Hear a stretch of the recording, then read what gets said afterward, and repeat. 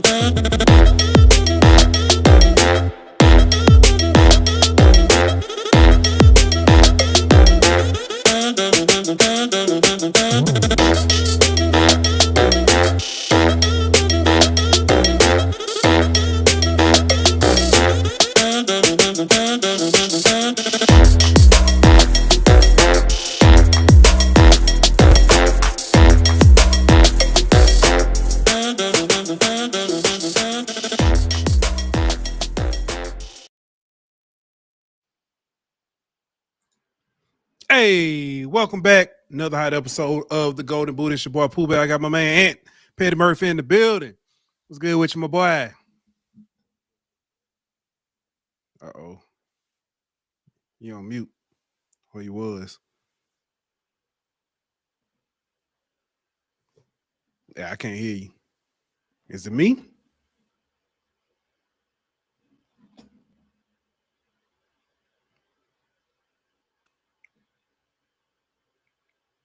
I still can't hear you. All right. Well, while he gets that done, checks on that. Hey, welcome back. Let's see now. Can you hear? I still can't hear you. Hold on. Maybe it's me. Hold on. Let me check and maybe make sure it ain't me.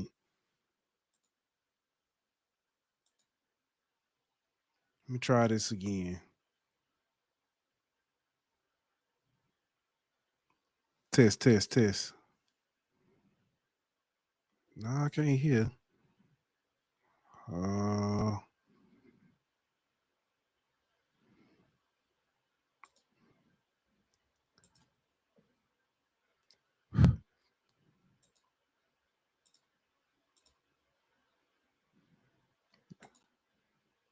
Nah, test. Nah, I can hear. Oh, let me try something real quick. I'm gonna say this real quick.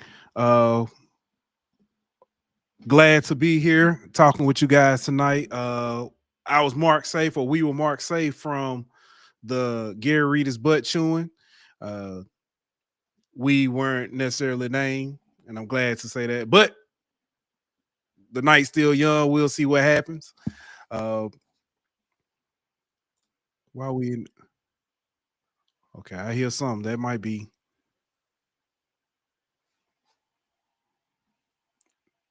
It was just hold on. Let me try. Let me try one thing. Test. Say something, man. Can you can hear me? I can't hear you. You plugged in. You lit. Hey, check and make sure it didn't change your mic or something. I don't know what's going on. Technical difficulties. I would say let's stop it and restart. Restart. Cause we were just talking before. I don't know what happened. All right. Want to reboot? Man, I'm gonna go ahead and play the ad real quick. We'll do that. Then we'll come back right after that. Let's go ahead and give a shout out to our sponsor over at BetOnline. BetOnline.ag. We'll be back in 1 minute. BetOnline.ag is your number one source for all your sports information, stats, news, and scores. Get the latest odds, lines, and player injury reports for this year's NBA and NHL playoffs. BetOnline is always your sports information headquarters. This season, we have you covered for all your sports wagering needs. We have everything from NBA, NFL, MLB, and NHL to golf, tennis, UFC, and boxing. BetOnline is the fastest and easiest way to get your betting info, including live betting options and your favorite casino and card games that you can play right from your home. Head on over to betonline.ag today or use your mobile device to get in on the action. Be sure to use the promo code BLEAV to receive your 50% welcome bonus on your first deposit. BetOnline, where the game starts.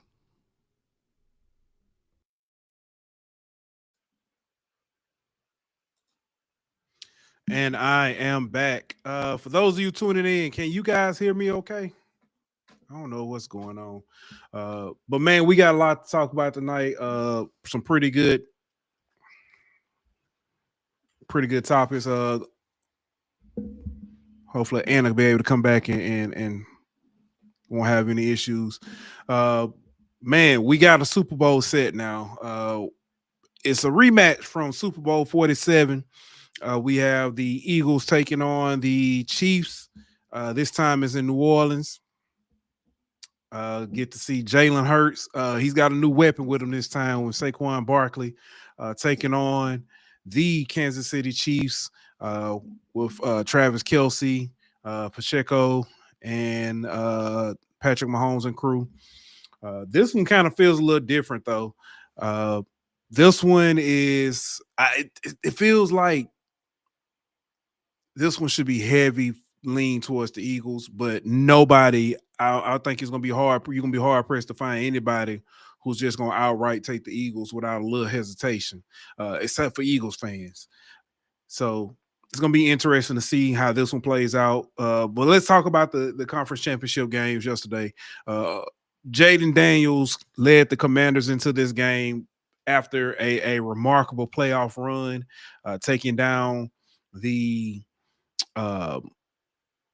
Buccaneers, taking down the number one rated offense in the Detroit Lions, and then coming up against this Eagles team that was just, I mean, is a steamroll. This Eagles team that they face, they will have to play perfect. And from the jump, the Commanders came out, led down a pretty good drive, went down, ended up having to go for it twice on fourth down, converted those, and then got to a point where they had to kick a field goal.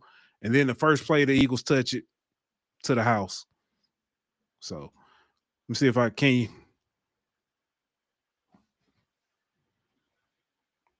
Nope. Hold on. Let me try some. Because I heard it beep when you came in. So let me see if I can hear on the app. 1 second.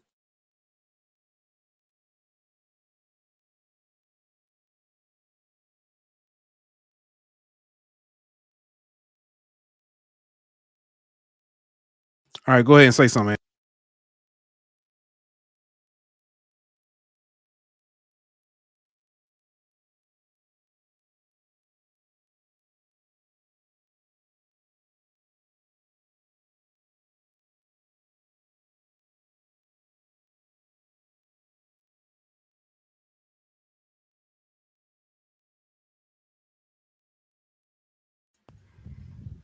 I hear you now. My mic was muted. Okay.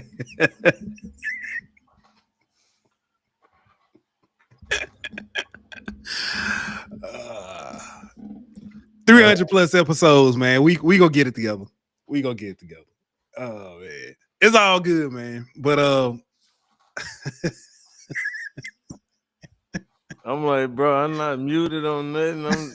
I know. That's why I was I was like, I know is yeah. It's all good, man. Players mess up. But hey, I'm just talking about the start off talking about the NFC game. First play from scrimmage that Eagles touched it, and it was housed. Saquon Barkley housed it. And I knew from that point on, I was like, all right, it's gonna be a long day. I was like, well, I'm praying they can cover the plus 12 because I took a tease. I'm praying they can cover the 12. Man, that was in the game for like every time Jaden had the ball after that first play from Saquon touchdown. Every time Jaden had the ball, when it was a one possession game or it could have became a one possession game, his team fumbled. Every single time. They didn't even give him a chance to, you know what I'm saying, to make magic happen and to try to pull within a one score lead or to tie the game or, you know, try to take the lead or whatever the case may be, because his teammates kept fumbling the ball. And I seen where Marshawn Lattimore came out after the game and said, they asked him about it, and he said something about, you know, you can't turn the ball over like that and expect to win. And while he didn't play his best, you know, he certainly didn't help his team win by any means. Right. He's right though, man. When you're going up against a team with a defense like that, you're not gonna have many opportunities, and that offense is gonna make you pay when you do turn the ball over. And every time Washington turned the ball over, it led to 7 for Philly. You know what I mean? So it's hard to overcome whenever you're giving them easy points, and whenever you got the ball back, you giving it right back to them. You know, so I think they played well despite the turnovers, but they just couldn't overcome the turnovers. Yeah. Despite that, I know we talked about it last show. Best rookie season ever. Quarterback wise, yeah. Quarterback. Best quarterback rookie season ever. I think Jaden did. He, even with the game on the line, being down, Jaden gave that team a chance to win. And no matter what, he looked like the Jaden from LSU. That game reminded me so much of the Ole Miss game in 23, where it was I mean it was a shootout for the most part, and or you know what, I'm not even gonna say that game, because that game was probably, I say that was probably the Tampa Bay game. That reminded me more of the Alabama game, where you were overpowered, everything was against you, and your defense couldn't stop anything. You got drops. But then you've got, you know, the kid, you know what I'm saying, pushing it. Or the Florida State game from 2023. Yeah. That's probably a better one, because it ended up kind of the same way. Paul's said that that Commander's performance was sponsored by Vaseline. Yeah. And sandpaper. Butterfingers. Yeah. But man, that game was kind of like disappointing. Happy for the Eagles. I think the best team won. That far. As far as what, happy for them? Yeah. I'm happy for them, man. Yeah, I mean, it ain't the Rams. I mean, they're not much better. So I don't like the Eagles because of their fans, though. That's fair.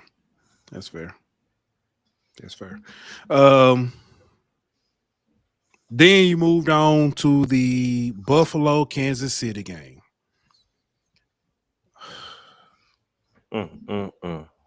I don't know what to say.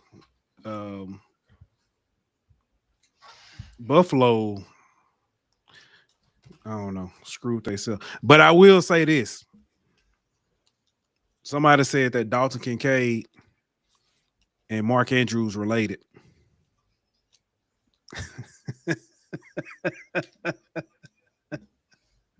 I mean, game on the line, your tight end drop it. And to be honest with you, I really thought before he came up, I really thought Josh Allen just threw something random and hope and prayer. But it's. but I think the play was done from the beginning because the line didn't block no damn body. Yeah. But I think the open guy was the guy running the orbit motion or whatever. He was the guy that was open, but Josh didn't have time to look his way. But he made something out of nothing and ultimately made a damn good throw considering the circumstances and gave them a chance. But the tight end you got to come down with it. But you seen where they had already threw a flag on that play. I heard, yeah. People been talking about that, saying that. Watch the replay of that play, and you'll see before they throw a flag, it's got flag at the bottom of the play. I saw that, yeah, because the announcer called it. He said, "There's a flag on the play." He said, "Oh, there is no flag." It's like they were saving them just in case they did convert the fourth down. Yeah, that goes back to that whole narrative. Yeah, so that's crazy. But we are set up, like I said before, with a repeat of 47, 47 rather. Is it 47? 57. 57. I'm sorry. 57. I think I said 47 earlier. It's 57 of the repeat. So it's gonna be interesting to see. But I will say this, man. I know at least one Cowboy fan that might not like to hear this. I saw this on Instagram, and when they started off, I didn't know where they was going, but it made sense. Jaden Daniels and Jalen Hurts were both born, grew up, went to college, made it to the NFL, and made it to the NFC Championship. Yeah. Before the Cowboys. Yeah. That's something to think about, bro. That's some. And Jalen Hurts, this is his second time, and he's made it to the Super Bowl twice before the Cowboys. That's tough. That's tough. They whole division done made it to the NFC Championship game. Everybody in the division has made it since they were last in it. Wow. Yep. Wow. That's rough, bro. That is rough. And I don't think it's going to get any better anytime soon. Let's go ahead and talk about the Coaching Carousel real quick. Cowboys have made a hire. A lot of people don't like it.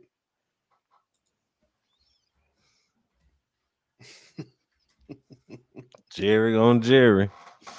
I don't even know the guy's name. I forgot. Brian Schottenheimer Jr. There we go. I don't even know what to say about it, bro. That's got to be God.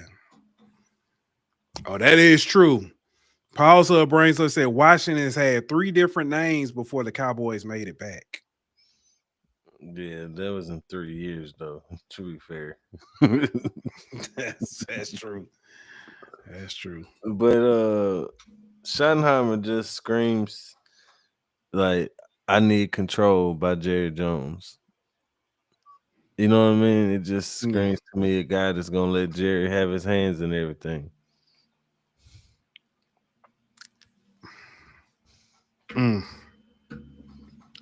Yeah. It's not a good look. It's not a good look. Other coaching hires. Jacksonville. Didn't Jacksonville get a coach too before we since the last time we talked? Oh boy, yeah, Liam Cohen. Man, Liam Cohen. that whole situation was crazy, bro. So like he met with Jacksonville, and then Tampa Bay came and was like, "Hey, we're gonna make you a offer to make you like the highest paid OC to keep you here, but the offer is contingent on you not going for a second visit with the Jaguars." Mm. And he was like, "Okay, cool. We're gonna sign the contract on Wednesday." And then Wednesday came, and he like, "Hey, we're gonna sign the contract tomorrow." Some personal stuff done came up.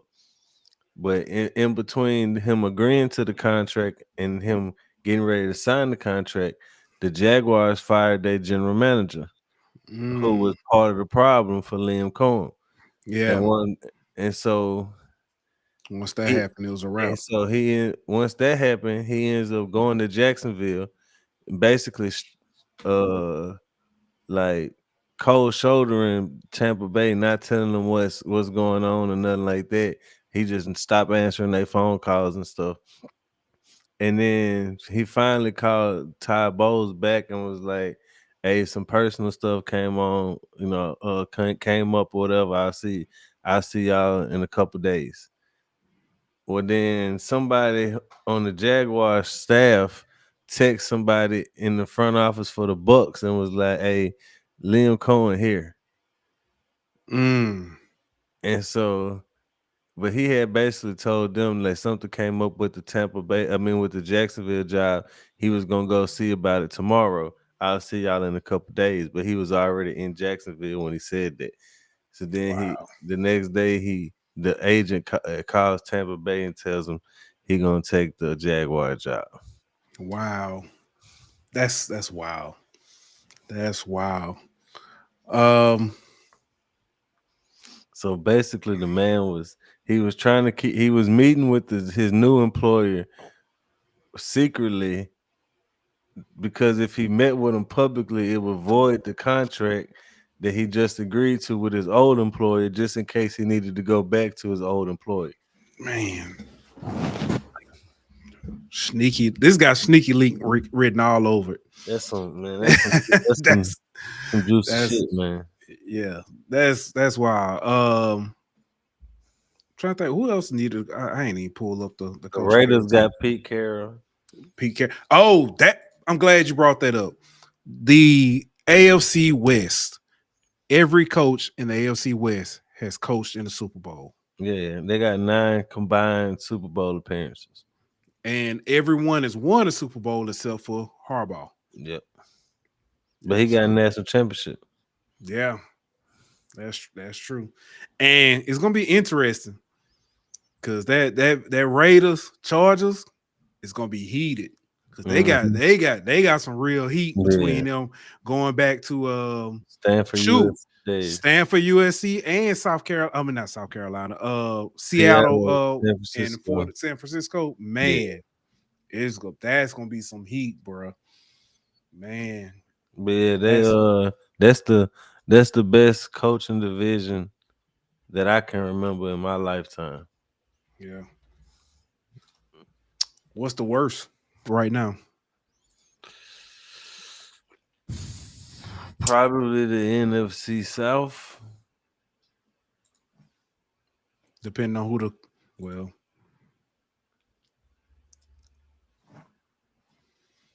was going to say, depending on who the Saints hire. Well, I know who it won't be.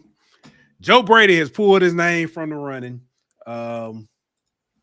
Basically told the Saints, I'm good. I'm good. Speaking of that, I know we talked about Aaron Glenn. It came out, I don't know how factually true it is, that he basically wanted the Saints to move Mickey Loomis, which they weren't going to do, and that's part of the reason why he chose not to go to Saints. And I think that's part of the reason, a lot of the reason why Joe Brady's not even making that step. Mickey Loomis is the problem. But the bad part about it is, according to Mickey Loomis in the Saints front office, he's not the one conducting the coaching search. So how is he rubbing people the wrong way like this if he's not even involved in the coaching search?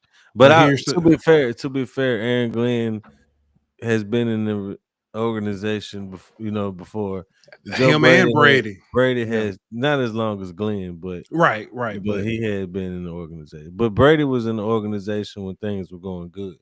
Mm-hmm. Yeah. You know what I'm saying? Glenn, And I'm sure Brady still has former co-workers and some staff members that he coached with that were there that probably advised or made comments and stuff, because people talk, talk to your coach. I don't think that's really got as much to do with it for Brady. I think he holding out hope that he can get Cincinnati job. Oh, that makes sense. I get what you're saying. That'll be something. Another year like they had this year, and he might be fired. Yeah. You know what I'm saying? And then you go coach Jamar and Joe. Yeah. Hold on. Did I read that right? The Bears brought in Dennis Allen as their DC. Yeah, that's true. That's and then the Saints OC Clint Kubiak got hired by Seattle. I did see that. Speaking of, also, big shout out to former LSU Tiger, former Buffalo Bill, Kelvin Sheppard. He is now the defensive coordinator at the Detroit Lions, replacing Aaron Glenn. So major shout out for that. Congratulations to him. That's a big move, because I remember he was a GA at LSU, and then he got the call to go back to the NFL. So it's good to see, him get his chance to shine on that level. Speaking of former LSU coaches or affiliates, Deronte Jones interviewed for the defensive coordinator job with the Jacksonville Jaguars. This time, if he does get hired, Ed Orgeron would not be calling plays. He'll actually call them himself. Yeah, I don't know. I don't even know if he gonna actually get it out. I don't know if no that's comment. I think he interviewed somewhere else too, didn't it? No comment. Oh, okay, gotcha.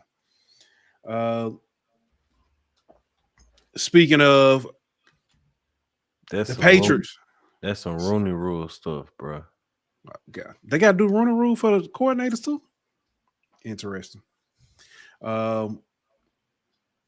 Speaking of the New England Patriots, they hired FAMU defensive coordinator Milton Patterson. They didn't say exactly what role he's going to be in, but he has been hired. He was a defensive coordinator in 2024 for the FAMU Rattlers. He also was the linebackers coach. Has been there, and he's a contributing one of the main contributors to that dark cloud defense that was at FAMU. That was top in the FCS at the time. It's interesting, this hire here, and so they have that Bill Walsh coaching fellowship that they do with a lot of minority coaches. Coach Patterson actually, during his fellowship, he got paired with Mike Vrabel in the Tennessee Titans, and so that's how this connection happened. So shout out to them, so shout out to Vrabel for recognizing talent and bringing this young man in to coach with him. So yeah, major shout out to him. And man, I do want to talk to you about this because I saw this and I thought this was just absolutely just asinine. So I'm gonna bring this up so we can discuss it real quick, and I'm gonna get your opinion on it. So On3 did their mock draft and top 10. Yeah. Uh-oh. Right now, they have Shador Sanders going number 1 to the Raiders. Cam Ward going number 2 to the Browns. At number 3, Jalen Milroe going to the Giants. At number 4, they got Travis Hunter, cornerback, wide receiver, going to the Patriots. Number 5, Will Johnson, cornerback, going to the Jaguars. Number 6, Abdul Carter going to the Titans. Will Campbell going to the Jets. McMillan from Arizona going to the Panthers. Luther Burden, Yeah, bro. going to the Saints, and Ashton Jeanty as a top 10 pick going to the Bears. So when I saw this, the first thing I asked myself, who did it and have they been drug tested? On this way too early mock draft. But what are your thoughts? All right, let's see. Where do we start? Let's just start at number 1. I don't have nothing wrong with the pick. I don't see the Titans trading out of that pick. I agree. So let's just start there. Number 2 is fine. Number 3, don't see that happening at all in any circumstance. I'm not saying they wouldn't draft a quarterback at 3. I just don't think it would be him if it's not one of the 2 guys at 1 or 2. I think like Jackson Dart would probably be over Milroe. I don't think Milroe is drafted top 3 in the UFL. But go ahead. By the time like draft day comes, I feel like Jalen Milroe won't even be number 3 quarterback. Anyway, I could see 4 Travis Hunter. I could see that. 5, I could see that. I don't see Abdul Carter lasting to number 6. At least as of right now, the way his stock has risen is throughout the playoffs. Will Campbell is 7, yeah. McMillan, that's fine. The Saints don't need another 5'11" receiver. Ashton Jeanty top 10.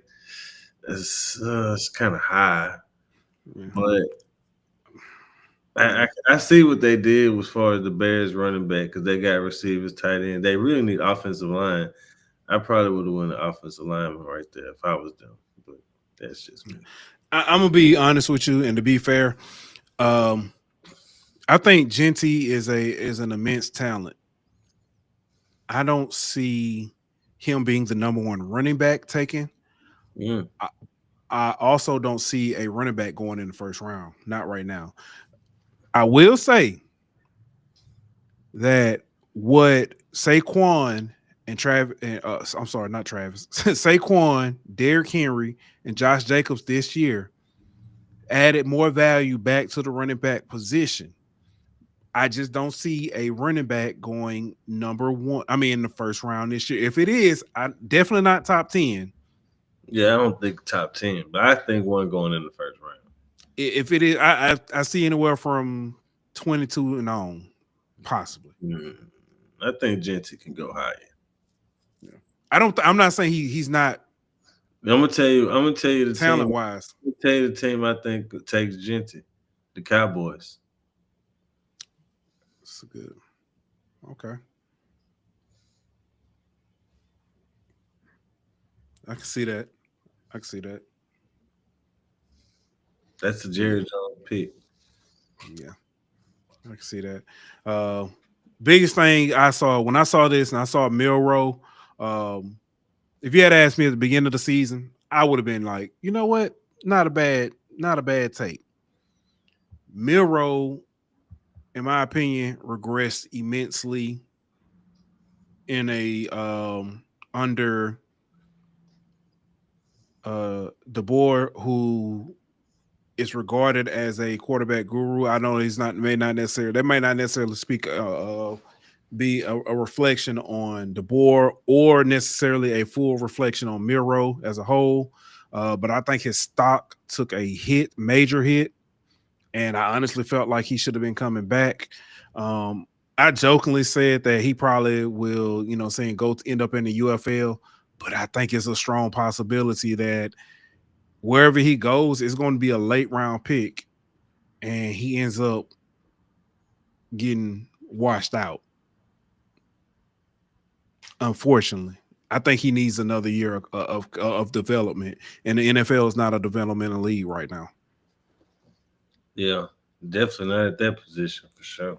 Yeah, exactly. Especially when you've got, if you look at all the quarterbacks who played this year, who are saying as rookies and are doing well, what, 4th year, 5th year guys, older guys. Yeah, Hell, even Penix when he came played. in late in the season, and was able to step in and perform. But he's a 5th year guy. Yeah. 6, and some guys 6. So that's the case. Cam Rising would be a number 1 pick, as many years as he got. But no, I saw this, man, and I was like, I said, we got to talk about this, man. That was just absolutely ridiculous when I saw that. And Luther Burden, immense talent. I just don't see. I don't see the Saints taking him, man. No. They're better. Yeah. I know we briefly, because of the technical difficulties we had, talking about it at the top of the hour. Your initial thoughts on the Super Bowl? I know we'll talk about that more as we get closer to it. I'll probably try to get on. I may look and see if get our guy AB on, talk about some of the bets and stuff, and some of the numbers and how they looking. But your initial thoughts on the rematch for the Super Bowl? Yeah, it's the least desirable matchup of all the possible matchups that we could have had for the Super Bowl. I'm not looking forward to it. I might not even watch it. Last time you didn't watch Super Bowl? 2019. Is that the Rams Patriots? Yes. Yeah, I didn't either. All right, man. Let's talk a little bit of LSU women's basketball real quick. LSU women's basketball. Last time we did a show, we did on, was it Wednesday, Thursday? And we talked, I think it was Wednesday.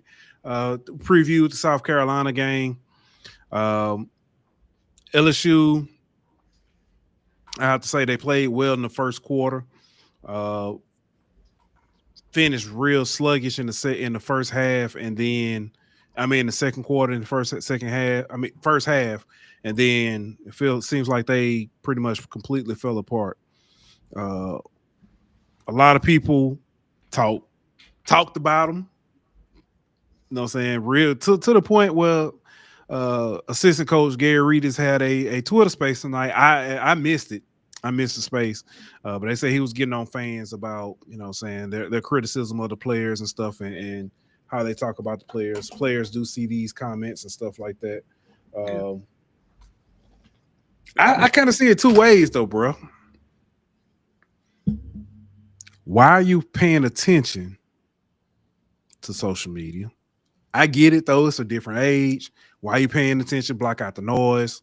I get that, but I also see, if this your squad, be supportive. Yeah. I think it go both ways. I think we should be allowed to critique. You know what I'm saying? But I also think it's a line, and I think it gets crossed a lot on the internet behind people's anonymity. They say things that they wouldn't say if their name was attached to it. So I think it's a line that gets crossed too many times. So I understand why he felt the need to address it, because I did see a lot of so-called LSU fans attacking players, and not for their play, you know what I'm saying, but just as people, you know what I mean? And I don't really think that's cool at all. Yeah. I agree with that. It's a lot to be said about, I guess, this day and age of you know what I'm saying, the keyboard gangsters, keyboard warriors and stuff. It's a lot being said, and a lot of people say stuff, and like you said, because of the because of the anonymous status, I ain't gonna even try to say it because I don't know what's going. Because of the anonymous status, they think they can get away with a lot of stuff, and then you can hide behind a profile where you put a picture of some random athlete or something like that.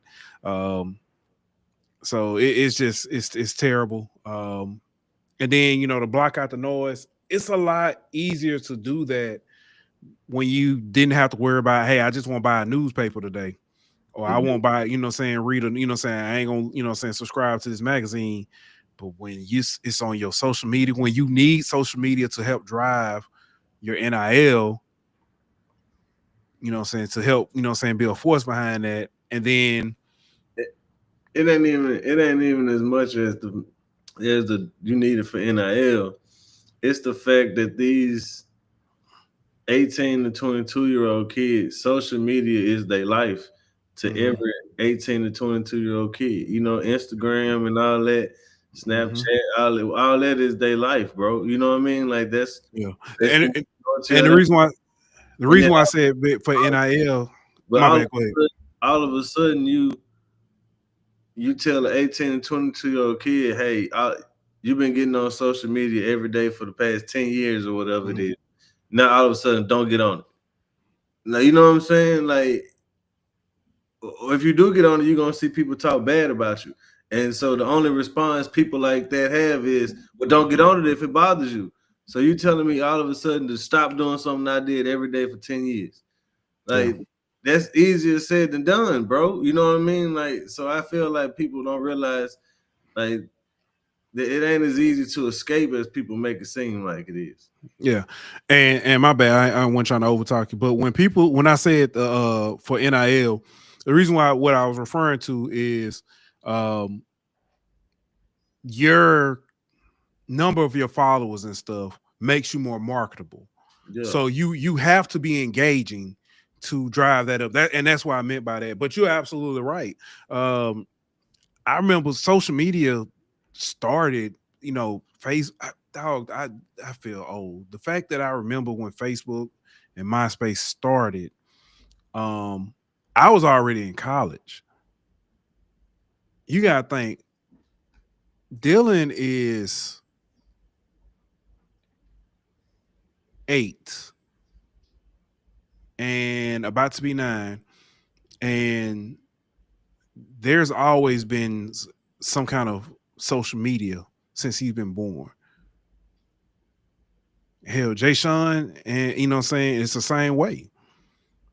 There's always been some kind of social media since he's been born. All my kids. So it's I mean, you're right, to block it out, but it's hard to say that, and I get it, don't pay attention to it, but how do you ignore it? So that's what I'm saying. Like, it's easy to say don't get on it, but that's how they talk to their friends. That's how they connect with people. No, like it's. Hey, just imagine you being 19 years old, away from all your friends and family, in college, and the way that you connect with your friends and family, people tell you, well, just don't do it. Yeah. You know what I mean? Like, that's easier said than done, bro. Yeah.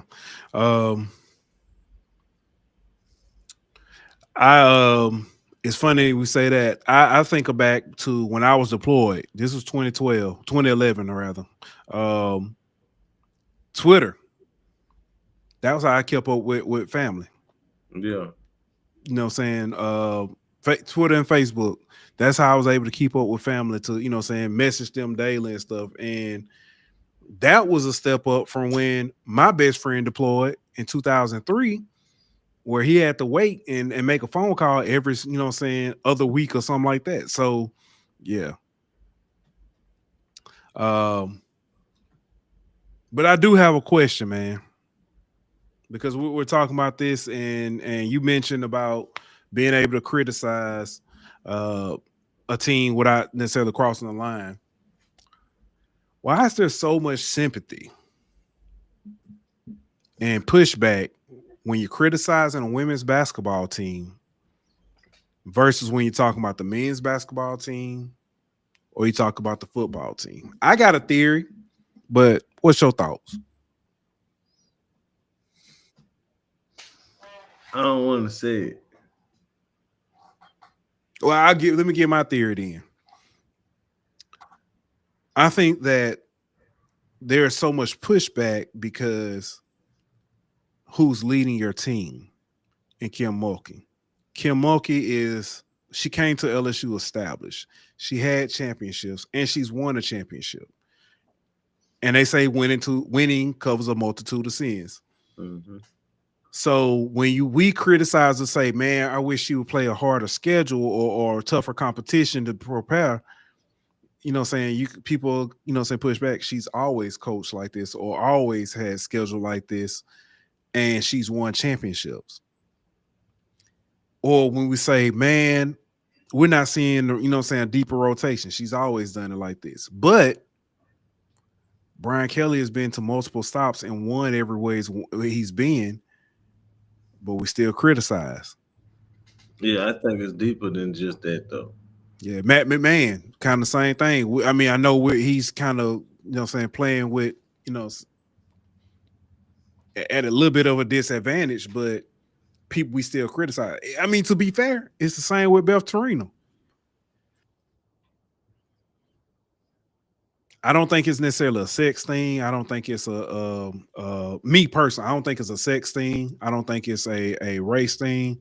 I just truly feel like because she comes in with championships that people automatically say she give her respect and sit down and shut up. I think that's part of it. But I think the biggest part of it is she's one of them. Define one of them. Where's Kim Mulkey from? Louisiana.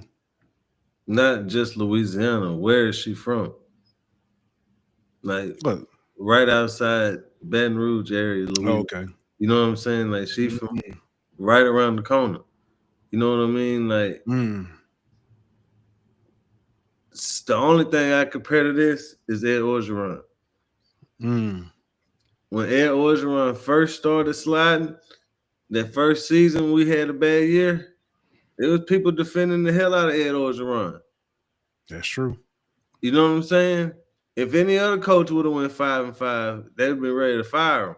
But because he had won a national championship and he was one of theirs, he was one of them, they're a little more lenient. You know what I'm saying? They're a little less likely to let him go. And to this day, you'll still have people defending Ed Orgeron saying he got a raw deal from LSU. They should have never fired him. To this day. Yeah. You know what I'm saying? Despite going 11-11 the last 2 seasons, they'll still say he deserved more time. He should still be the coach of LSU. So I don't think it's because they women. I think it's because Kim Mulkey is one of them that she's going to get a longer leash than anybody else. That's fair. That's fair. Go ahead. She the hometown hero, bro. So, I ain't gonna go there. That's fair. That's fair. I ain't necessarily think of it like that or look at it that way, but because it ain't the success, you know what I'm saying? Because like you said, BK done won, you know what I mean? But they look at BK as a northerner, you know what I'm saying? They don't look at him as one of them, you know what I'm saying? Like BK gonna have to win before he get any kind of leeway or grace, you know what I'm saying? Like Nick Saban ain't coming in getting grace. He won that natty, it bought him some time. Les came in and we ain't rock with him. He won a natty. Oh, okay, we rock with him. Ed O was the first person that since I've been watching LSU that was like, as soon as he got the job, the fans was rocking with him. You know what I'm saying? Because he wanted them. Yeah, that's fair. Same with Jay Johnson. Hell, Jay Johnson won the championship and people were ready to fire him this year. People ain't rock with him. And look, unless he becomes Skip Bertman, they're not gonna rock with him. Like the way that they rock with Kim. Yeah. Danny says, I see the point, but they're not defending Kim. They're defending the women's basketball players. I think football is viewed as being able to take it because they are men, not saying it is right. We ain't talking about the Readers thing. We talking about in general. How come you can criticize any coach on LSU's campus except for Kim Mulkey? Now let me to her point, and I'll say this. When it comes to the basketball team as a whole, the women's basketball team, I still don't think it is anything to do with men or women. And here's why I say, and here's what I'm talking about. When we're in spaces and the women lose, for instance, this past, it's more docile. Nobody's coming in and complaining that about they should have done this. They are, but they're not. They're more understanding of why they lost. Hey, let's make this exception, or hey, we can justify the loss. Justifying when the football team loses, there is no justification. This dude suck. You know what I mean? They need to fire this person, to fire that person. When the men's basketball team loses, man, we suck. We should have never fired this coach. We need to bring this player in, get rid of this player, get rid of that player. When the women's basketball team loses, it's, well, this is what happened. We got to give Kim time. She's only playing this many players. All this kind of stuff. You know what I mean? Like, it's a team that's still trying to gel together. Mm-hmm. A lot of them came out of the transfer portal. You know what I mean? Like, it's all kind of excuses and justification for Kim, but we don't see that from other coaches.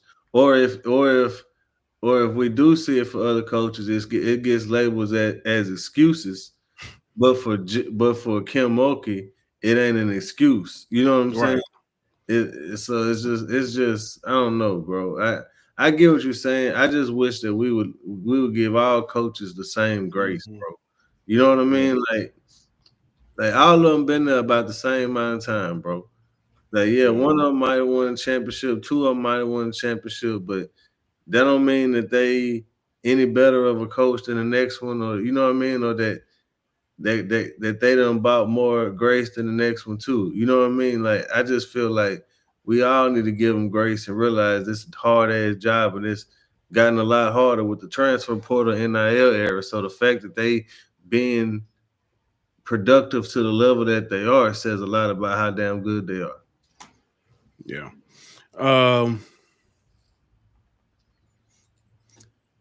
Speaking of that and making excuses, and I'm not, before I say that, I don't want nobody running and saying that I'm bashing, but I do want to bring this up and talk about this for a quick second.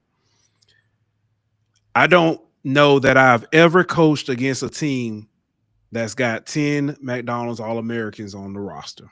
That was Kim Mulkey's comments after playing South Carolina. That comment, I've seen it taken several different ways. Plies commented on it. I've seen sports talk comment on it. I've seen fans comment on it. I know what I took it as, but I can kind of see both sides. Before I ask you how you took it, I'll say how I took it. I took it as a clarion call and also a bit of praise to, how good South Carolina is.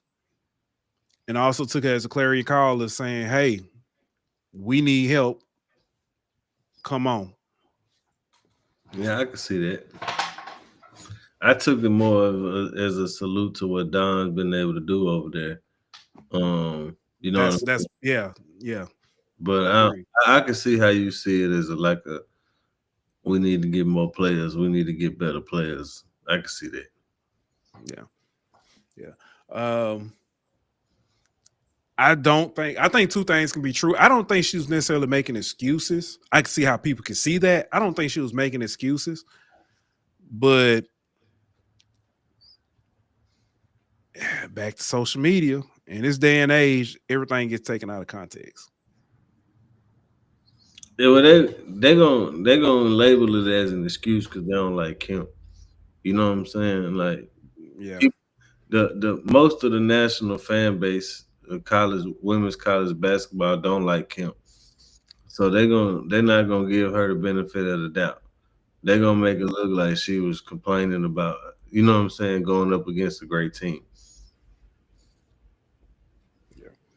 All right, this last thing for women's basketball. I think you know where I'm going.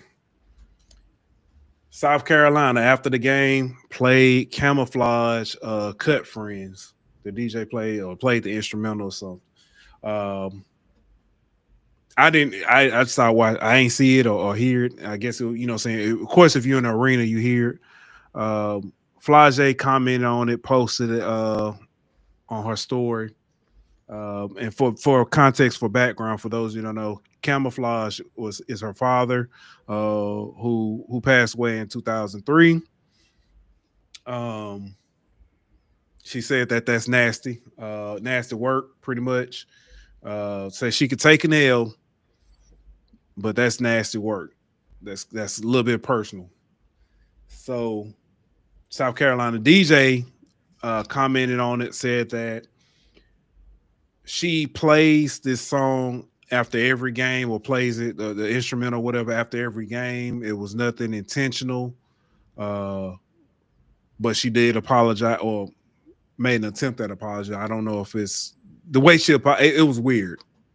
The word, because she it's like, now speaking of excuses, like she tried to make excuses for it, for it happening. South Carolina put out a comment, said that they are suspending the DJ for a game. We'll be bringing her in to talk about it and music selection and stuff like that. Fair or foul? I think it's foul. Yeah, I understand she might play it at every game, but you got to realize that this game is different considering the connection between Camouflage and LSU and one of their players. And the fact that she on social media saying she was hoping Flage was the one who fouled out before she played it the last time because she was gonna play it when Flage fouled out lets me know that you knew the significance of that song and to Flage, and so you did it specifically to try to troll her or taunt her. You know what I'm saying? And that's a low blow, bro. Like, I'm not saying that it has any reflection on Don Staley or the program, but it reflects badly on the DJ. And I feel like suspending her for one game is not enough, in my opinion, for the level of Disrespect. yeah, disrespect and like lack of decency shown in that moment, bro. I can see that, and I definitely understand that completely. Especially because, like Danny said, it ain't necessarily playing the song. It's all the laughing about it and saying you wish Flage would have fouled out so you could play it. Like, all that kind of stuff, bro. Like, just intentionally egging the situation on, that deserves more than just a one-game suspension to me. Yeah. Completely agree.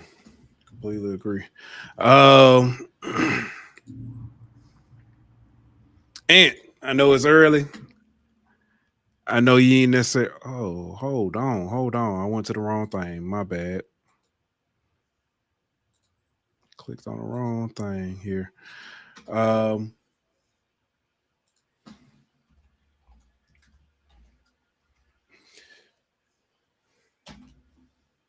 So, and as I was saying, I know it's early. I know you didn't necessarily expect this, but let's talk some WNBA real quick. Huge blockbuster trade in the WNBA, 3-team trade involving your aces. Your aces send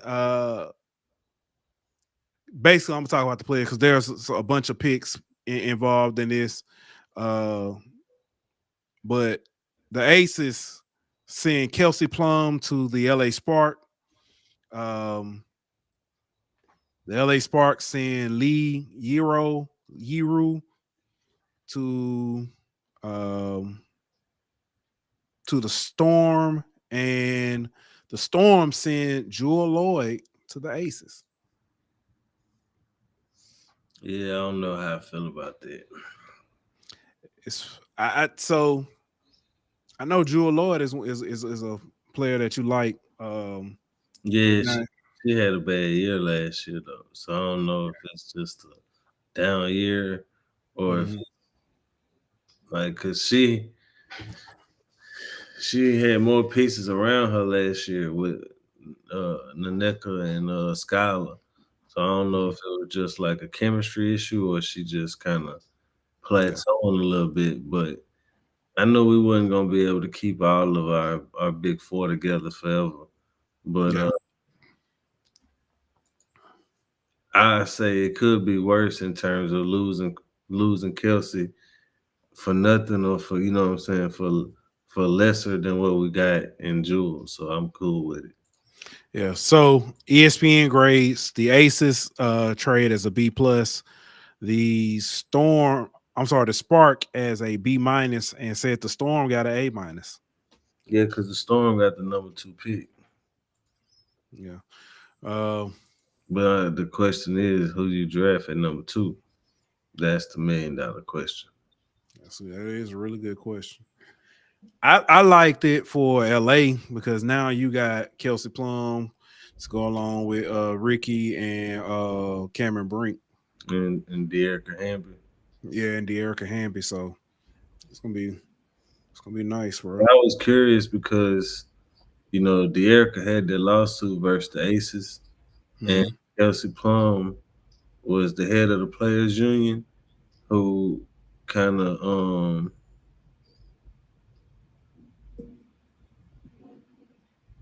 had to toe a fine line in that situation. People feel like she didn't necessarily have De'Erica's back the way the players union president should have had her back, and now they teammates again. But apparently they posted a picture, or one of them posted a picture, I think De'Erica did, of them two together, like she happy that they together again. So I was curious about that. Yeah.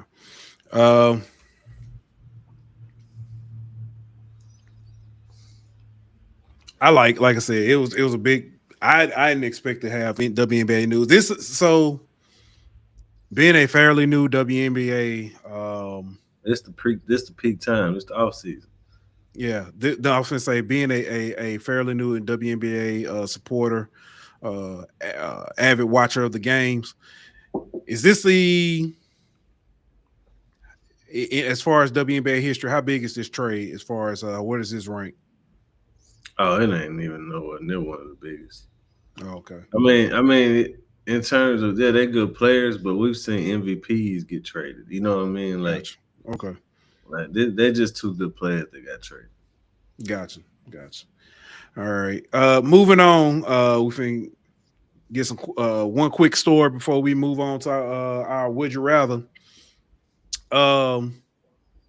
Another former NFL coach, or I'm sorry, another former NFL player is now headed to coach in the HBCU realm.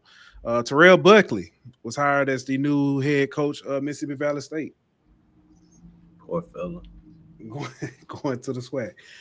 I don't know the correlation there, but we'll see. Best of luck to you. You're gonna need it. Yeah.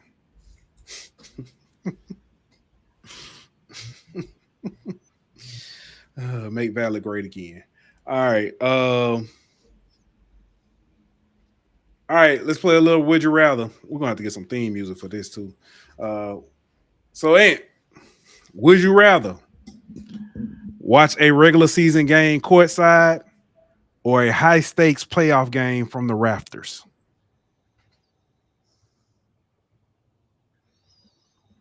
When you say rafters, Like up there where Jeremy be sitting, way up top. You can smell the asbestos coming from the roof. No.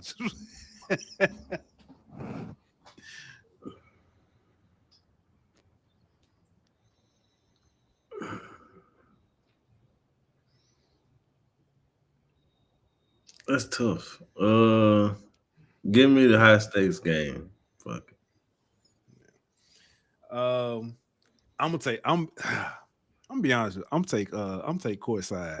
And here's why. It was close. It was close. I would tell you why I take courtside. I would love to catch a playoff game, a high stakes playoff game. I don't want to be caught in that traffic, one. And two, I'd rather be at home to watch it so I can act the fool. Yeah, that's true. That's Courtside, I want to smooth it up with you know what I'm saying, because even though it's a regular season courtside game, it might be number one versus number one or something, or number one versus number two. So, all right, would you rather win the World Series, the NBA Finals, or the Super Bowl?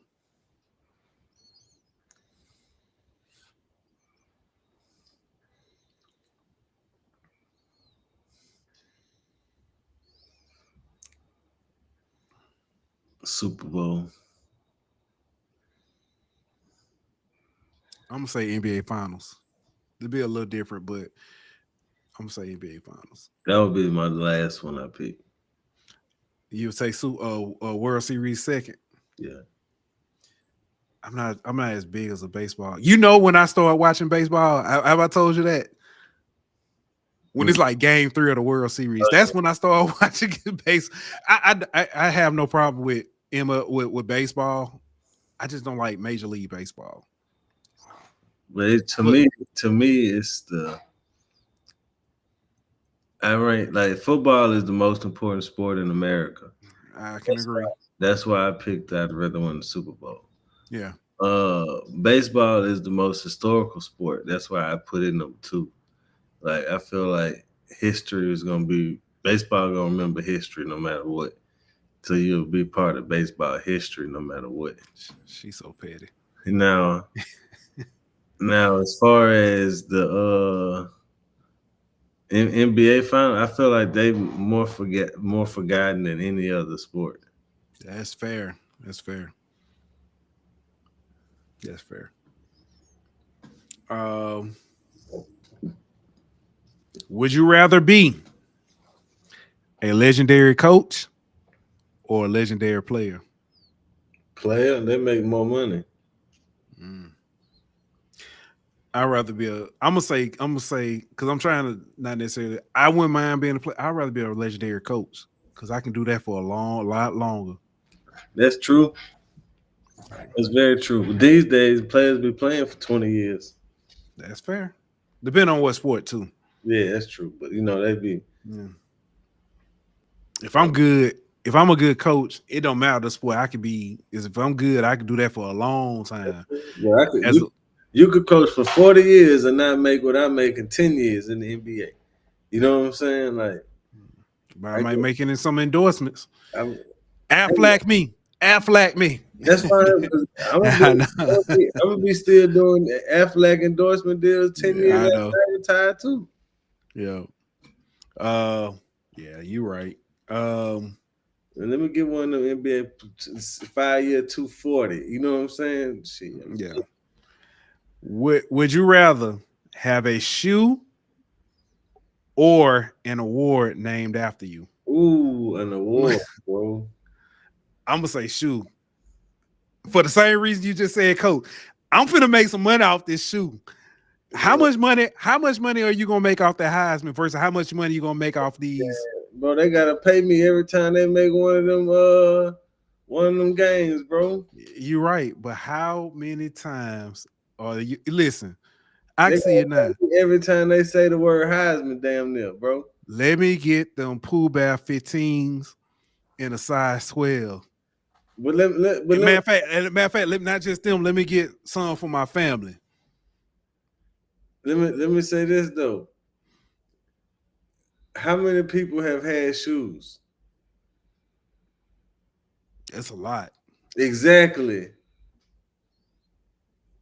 How many people got an award named after them?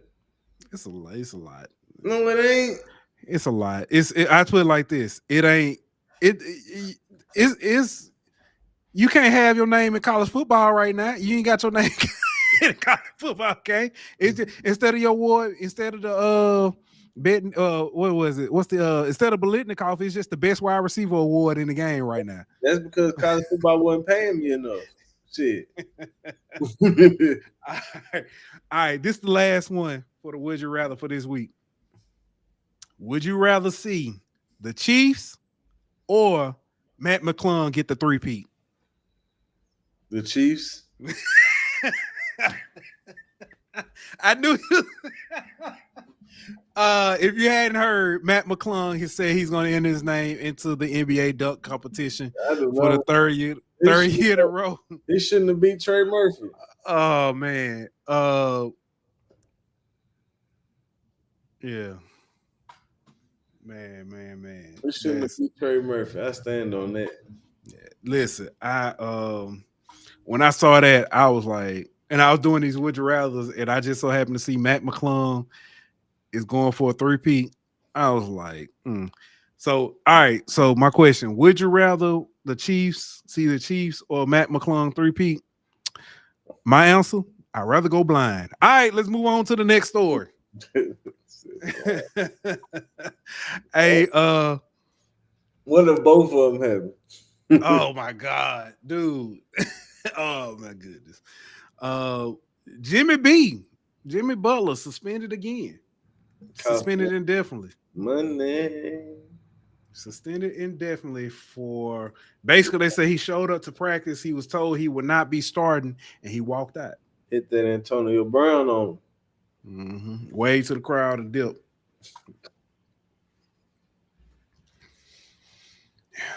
Yeah. So he is. That's a very toxic situation. Yeah, that's very toxic. It's they definitely got They got a lot going on down there. He got a lot going on down there. Yeah. Pause. But he definitely they need to get that trade going. NBA trade talk is starting to heat up, and he's talking about different teams, what they need to do, who they're gonna hire, where they're gonna go, trade, and all that kind of good stuff. So it's gonna be interesting to see what happens from here. Excuse me. I can't wait till the All-Star game, then I can start watching basketball. Who was it? Wemby and somebody else. Not named All-Stars. Not starters. No, okay, not starters. Okay. Who it was? LaMelo Ball wasn't either. That's who it was. That's what I'm thinking about. Melo and Wemby. So yeah. It's interesting, bro. I wasn't expecting that. I thought Wemby would be in there. Wemby been dominating, but I don't know if that's more of the fan vote reason or if it's the starters is all fan vote. So yeah, okay. Well, I figured he'd had the fan vote though, but the way he been playing, I guess not. Yeah. And that's all I got. You got anything else before we get ready to get up out of here? No, that's all I got, big dog.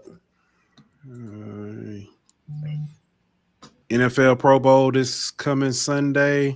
Yeah, ain't nobody watching that. Shrine Bowl and Senior Bowl going on right now. Practice is. Yeah, I seen little clips from the Senior Bowl. Yeah, Walter Nolan going up against Will Campbell in practice a lot, so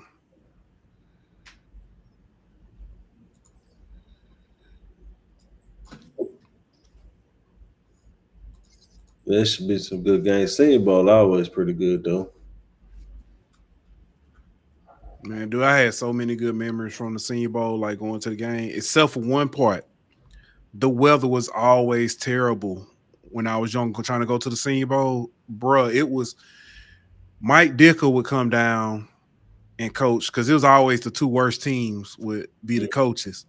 And Mike Dick, we saw Mike Dick and the Bears coaching staff, and Art Shell and the Raiders coaching staff all the time.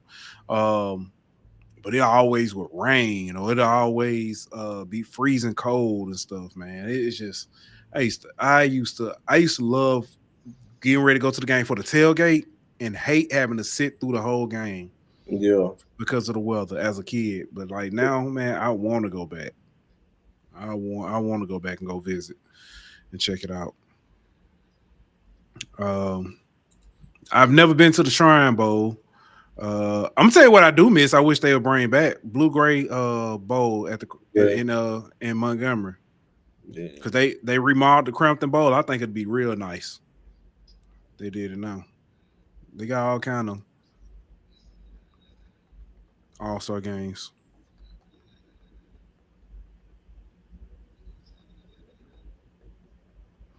Yeah. Danny says the refs in the Unrivaled League aren't letting all rank Angels physical play go. Says she stayed in foul trouble. Said the last two games. I ain't been watching. I hadn't.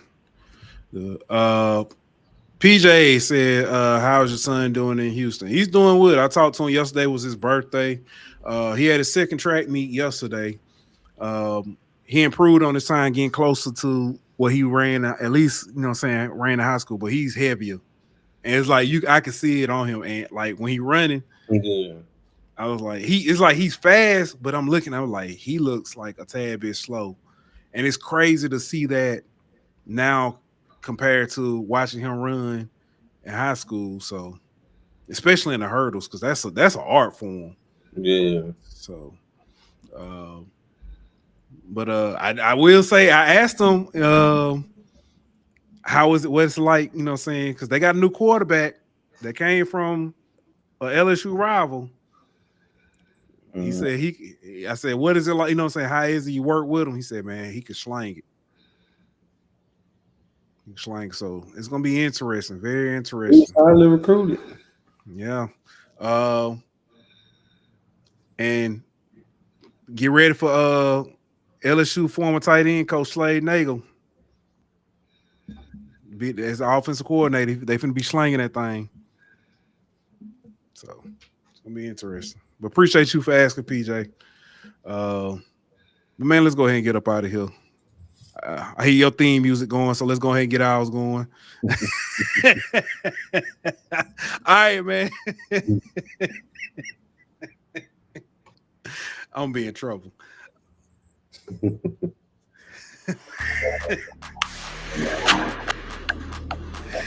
We'll be back later this week. See y'all again. Thank y'all for tuning in like that. We out. This show was presented by betonline.ag. Bring me my money. You can find the Golden Boot Podcast on YouTube at Golden Boot. On Twitter at Golden Boot. On Instagram at Golden Boot.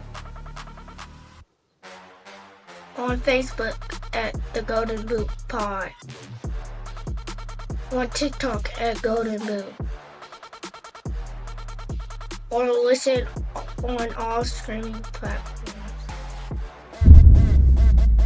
Golden Boot!